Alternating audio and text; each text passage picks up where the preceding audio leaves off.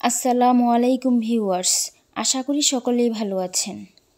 আজকে আমি আপনাদের সাথে শেয়ার করব নকশি পিঠার A to Z প্রথম থেকে শেষ পর্যন্ত কিভাবে নকশি পিঠা বানানো হয় সেই রেসিপি। বাংলাদেশের একটি ঐতিহ্যবাহী মিষ্টি এবং জনপ্রিয় খাবার হচ্ছে নকশি পিঠা। বিশেষ করে গ্রাম বাংলায় মেলা, উৎসব, ঈদ, বিভিন্ন অনুষ্ঠানে, বিশেষ করে বিয়ের অনুষ্ঠানে নকশি পিঠার কদর রয়েছে আলাদাভাবে। আজকের ভিডিওতে আমি আপনাদের সাথে শেয়ার করব নকশি পিঠা তৈরির সম্পূর্ণ প্রক্রিয়া, ডো তৈরি থেকে শুরু করে পিঠার নকশা কাটা, তেলে ভাজা এবং শেষে শিরায় ডুবানো পর্যন্ত প্রত্যেকটি ধাপ বিস্তারিতভাবে আলোচনা করব। তাই দেরি না করে আসুন চলে যাই মেন রেসিপিতে। প্রথমে একটি পাতিলের মধ্যে আমি 2 কাপ চালের গুঁড়া নিয়েছি। এরপর এইভাবে জর্জরা করে ভেজে নিব। এরপর ঘুরিয়ে একটি শুকনা পাত্রের মধ্যে ঢেলে ওই একই পাত্রের মধ্যে আমি দিয়ে দিলাম 1.5 কাপের চেয়ে একটু বেশি পরিমাণ পানি। পানিটা সিদ্ধ হয়ে আসলে দিয়ে দিব পরিমাণ মতো লবণ। লবণটা ভালোভাবে মিশিয়ে নিব। এরপর আমি দিয়ে দিব আমার ভেজে রাখা চালের গুঁড়া। চালের গুঁড়া দিয়ে এভাবে নেড়েচেড়ে পানির সাথে মিশিয়ে নিতে হবে।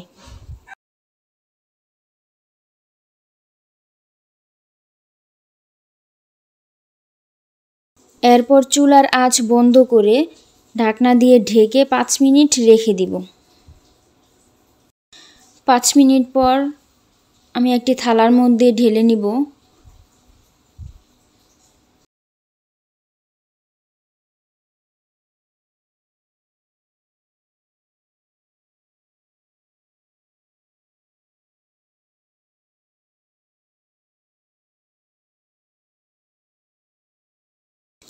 এরপর একটু ঠান্ডা হয়ে আসলে হাত দিয়ে ডলে এইভাবে আমি ডোটা রেডি করে নিব। ডোটা যদি একটু শক্ত থাকে তাহলে একটু পানি দিয়ে নেবেন। এরপর একটি পলিথিন দিয়ে এইভাবে আমি মুড়িয়ে নিয়েছি যেন উপরের অংশটা শক্ত না হয়ে যায়। এরপর এই ডো থেকে অল্প অল্প করে আমি রুটি বেলে নিব। হালকা হালকা প্রেস করে অল্প অল্প করে রুটিটা বেলে নিতে হবে, চারদিক যেন সুন্দর সমান হয়। একটু ভালোভাবে দেখলে বুঝতে পারবেন, এখানে বলে বোঝানোর চেয়ে দেখে দেখে বুঝে নিতে হবে। একটি রুটি বানানো সম্পূর্ণ কমপ্লিট। এই যে এরকম ভারী করে রুটিটা বেলে নিতে হবে। এই রুটি থেকেই আমি এখন সুন্দর একটি নকশি পিঠা বানাবো। এখন উপরে একটু তেল দিয়ে তেলটি মালিশ করে নিলাম রুটির উপরে। দেখুন, এটা হচ্ছে একটা 5 লিটার তেলের ক্যাপ। এই তেলের ক্যাপ দিয়ে আমি প্রথম একটি লাভ শেপ ডিজাইন করে নিচ্ছি। আর আমি পিঠাগুলো বানাচ্ছি হচ্ছে খেজুর কাটা দিয়ে। আপনারা চাইলে সুই অথবা টুথপিক দিয়ে পিঠার ডিজাইন তুলে নিতে পারেন। আসলে ডিজাইন করা হচ্ছে সম্পূর্ণ মনের ব্যাপার।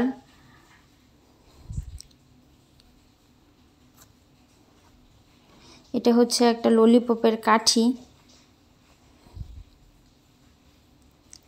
যে এখন যেই ডিজাইনটা আমি তুলতেছি, এইভাবে ডিজাইন করলে পিঠা সবচেয়ে বেশি মচমচে হয়। এইভাবে তোলার সময় খেয়াল করবেন যাতে সম্পূর্ণ নিচ থেকে ডিজাইনটা তুলতে পারেন।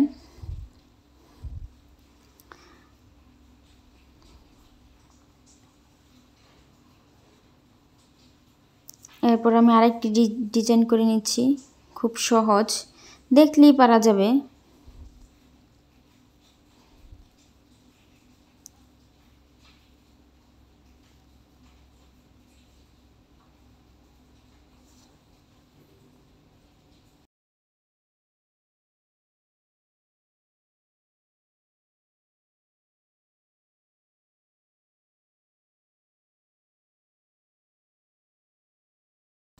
এরপর চারপাশ দিয়ে এইভাবে কেটে নিতে হবে। এরপর এইভাবে কেটে নিতে হবে নীল দিয়ে। এটা হচ্ছে আমি ব্যাটারির যেই অংশটা উপরের অংশটা আছে ওই অংশটা দিয়ে বানিয়ে নিয়েছি। আপনাদের কাছে ওইটা না থাকলে আপনারা কয়েলের স্ট্যান্ড দিয়ে এভাবে নীল বানিয়ে কেটে নিতে পারবেন। হয়ে গেল আমার একটি পিঠা। এখন আরেকটি পিঠার ডিজাইন আপনাদের দেখাবো। প্রত্যেকটি পিঠার এইভাবে প্রথমেই উপরে তেল দিয়ে মেখে নিতে হয়।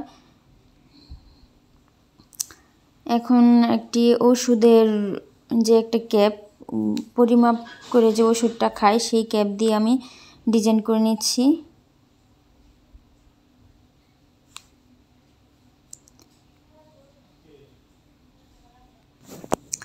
এখানে আমি আমার মনের মতো করে ডিজাইন করতেছি।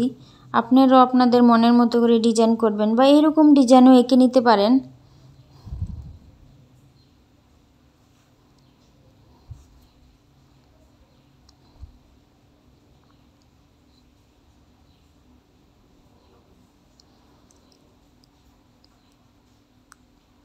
এখন যে ডিজাইনটা করতেছি এইরকমভাবে পিঠার ডিজাইনটা তোলার চেষ্টা করবেন। প্রথমে এরকমভাবে পিঠা বানালে সবচেয়ে বেশি মচমচে হয়, আমি আবার বললাম।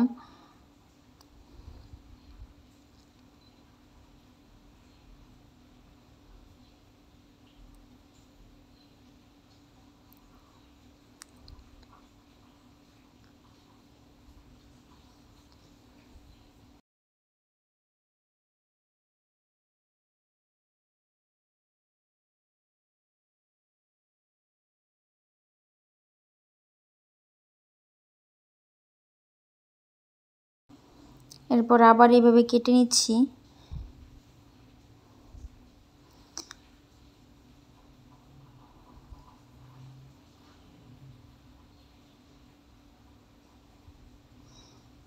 এরপর নীল দিয়ে আমি সম্পূর্ণ সাইডের অংশটা ডিজাইন করব, কেটে নিব। এটাকে বলে নীল কাটা।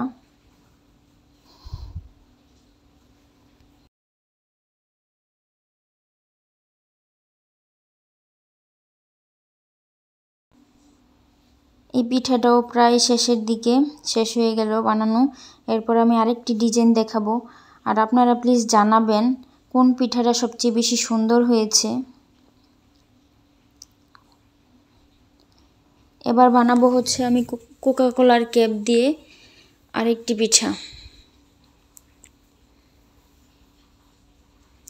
কোকা কোলা বোতলের ক্যাপ দিয়ে ডিজাইন করে নিলাম।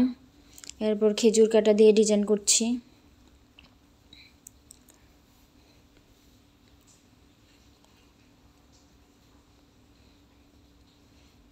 আমরা এটাকে বলি যে এখন যে ডিজাইনটা তুললাম মানে মুখা পিঠা।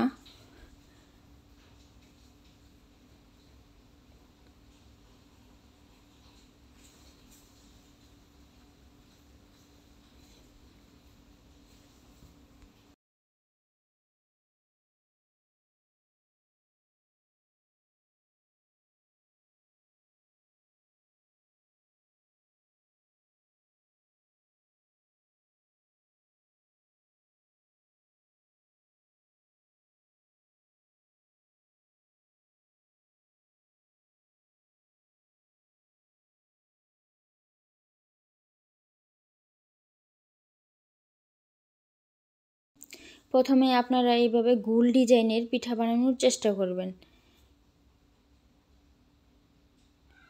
এরকম গোল ডিজাইনের পিঠা বানানো খুব ইজি, সহজ এবং তাড়াতাড়ি হয় আর মচমচে হয় বেশি।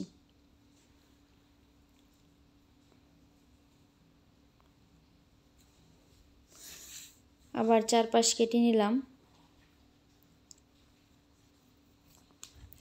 এরপর নীল দিয়ে কেটে নিচ্ছি।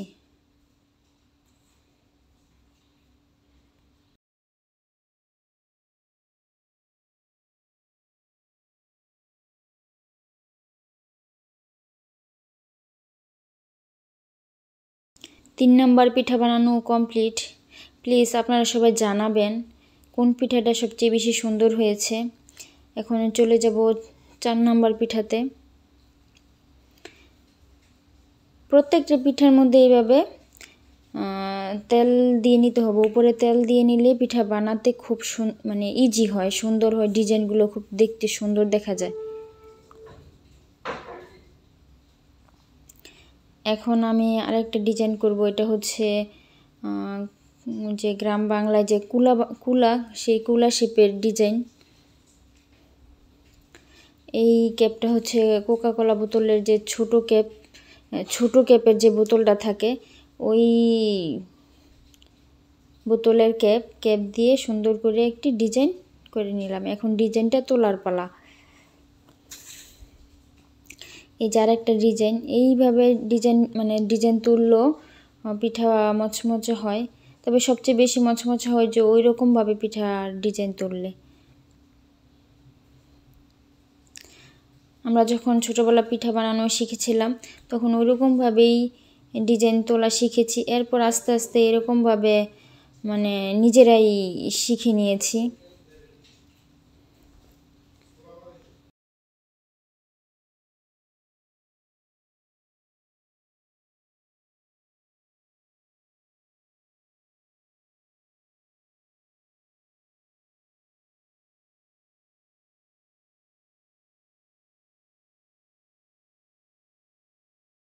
সুন্দর একটা ডিজাইন তৈরি হয়ে গেল। এরপর সাইড দিয়ে নীল দিয়ে কেটে নিব। এই পিঠা দেখে দেখেই শিখতে হবে। যেভাবে যেই ট্রিক্সগুলো বললাম সেই ট্রিক্সগুলো ফলো করবেন, আর এইভাবে দেখবেন, বারবার দেখলেই পিঠা বানানো হয়ে যাবে। আর কে কোথা থেকে দেখতেছেন সেটাও জানাবেন প্লিজ।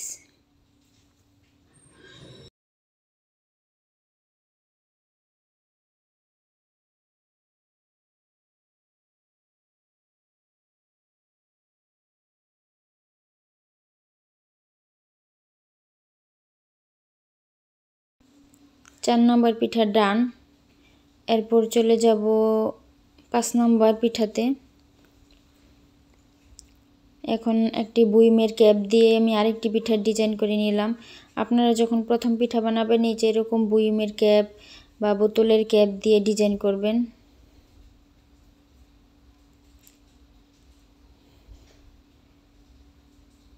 আমি একটি লেটার অঙ্কন করলাম এ। আপনারা আপনাদের মনের মতো করে করতে পারেন, আপনাদের নাম লিখতে পারেন, নামের প্রথম অক্ষরটা লিখতে পারেন।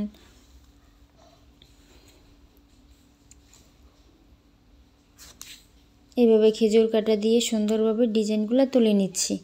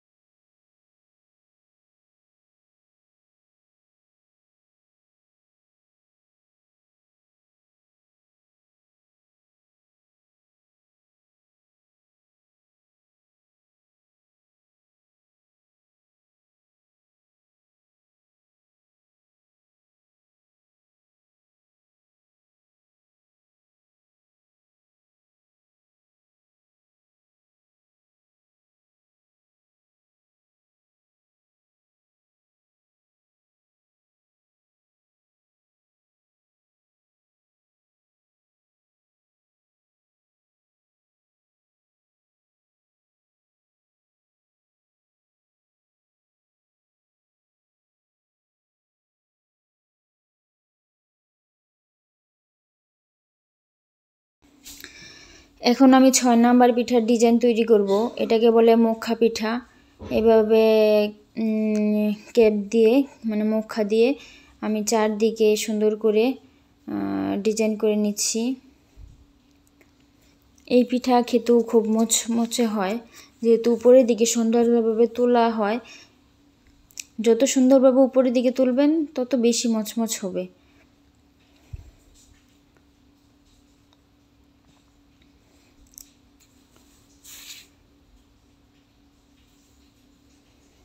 ডিজাইনগুলো এভাবে দেখে দেখেই শিখতে হবে।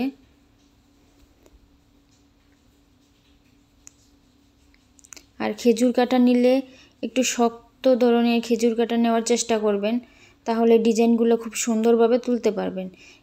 নরম তুলতুলে ওইরকম খেজুর কাটা নেবেন না।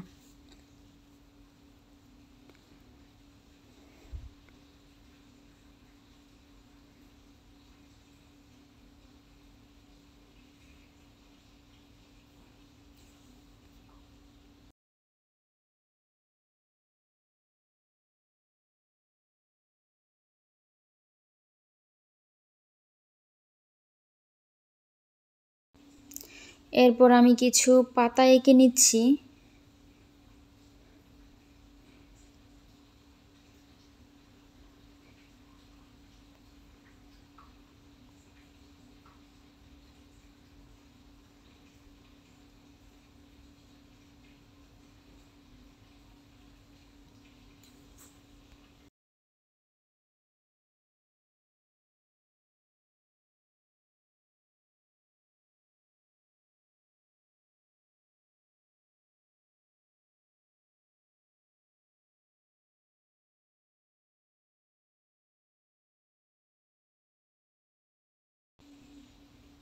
এরপর নীল দিয়ে এইভাবে চারপাশ মানে কাটা দিয়ে কেটে নিয়ে তারপর নীল দিয়ে কেটে নিতে হবে।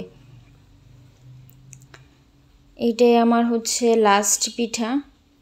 যাই হোক, জানাবেন আপনারা কোন পিঠাটা সবচেয়ে বেশি সুন্দর হয়েছে, আরও এরকম ভিডিও দেখতে চান কি না।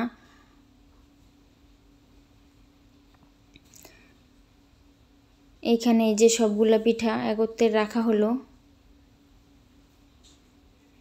এখন চলে আসবো আমি মানে পিঠাগুলো ভাজার জন্য।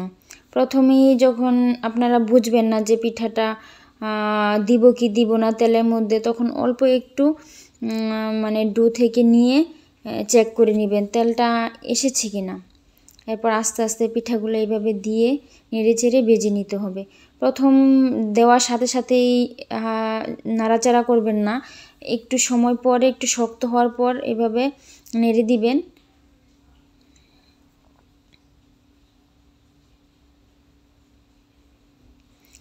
প্রথম পিঠা আমি ভেজে উঠিয়ে নিলাম, এরপর তৃতীয় পিঠা দিয়ে দিলাম। আর পিঠা ভাজার সময় চুলার আঁচটা লো মিডিয়ামে রাখবেন। আর যদি যারা না দিতে পারেন হাত দিয়ে যে তেল ছিটে আসে ভয় লাগে, তখন চামচ দিয়ে এইভাবে দিয়ে নেবেন। এরপর সবগুলো পিঠা আমি এইভাবে ভেজে নিয়েছি। এখন ঠান্ডা হওয়ার জন্য 2-3 ঘন্টা অপেক্ষা করবেন, অথবা একদিন পর ভাজবেন। আবার 2বার যদি পিঠাটা ভেজে শিরা দেন তাহলে বেশি মচমচে হয়। এখন আমি শিরাটা রেডি করে নিচ্ছি। অল্প একটু গুড় নিলাম, গুড়ের মধ্যে একটু এলাচ গুঁড়া তেজপাতা দিয়ে নিয়েছি, আর একটু জিরা গুঁড়া, হালকা একটু লবণ দিবেন। লবণটা দিলে মিষ্টিটা ব্যালেন্স আসে, মিষ্টির ব্যালেন্স হয়। শিরাটা রেডি করে নিব প্রায় শেষের দিকে। এখন শিরাটা হয়েছে কিনা এটা বোঝার উপায় হচ্ছে যে এরকমভাবে দেখবেন, তখন দেখবেন একতার হয়েছে, মানে এটা কেবল একতার। এই যে হাত দিয়েও দেখতে পারেন, একটু ঠান্ডা হলে দেখবেন, না হলে কিন্তু হাত পুড়ে যাবে। এখন দ্বিতীয়বার আবার আমি পিঠাটা ভেজে নিব।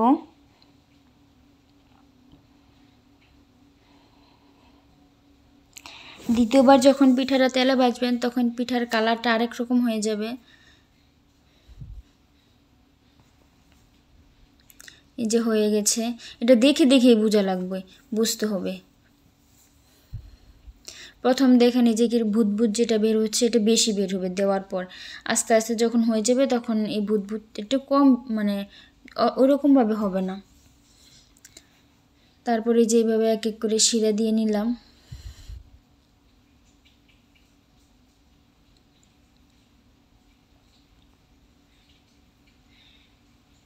আমার পিঠাগুলোর ডিজাইন কেমন হয়েছে সবাই জানাবেন প্লিজ। আর আমার চ্যানেলে যারা নতুন এসেছেন বা দেখতেছেন এখনও সাবস্ক্রাইব করেন নাই, তারাও সাবস্ক্রাইব করে দিবেন।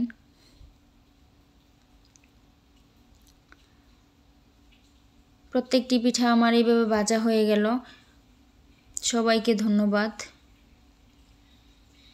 আর পিঠা তো অবশ্যই মচমচ হয়েছে, আপনারা যদি বানাইলেই বুঝবেন। একটু ঠান্ডা হওয়ার পর 5-10 মিনিট পর মচমচ হয়। এখন গরম, তাই আমি আপনাদের দেখাতে পাচ্ছি না। আল্লাহ হাফেজ, আসসালামু আলাইকুম।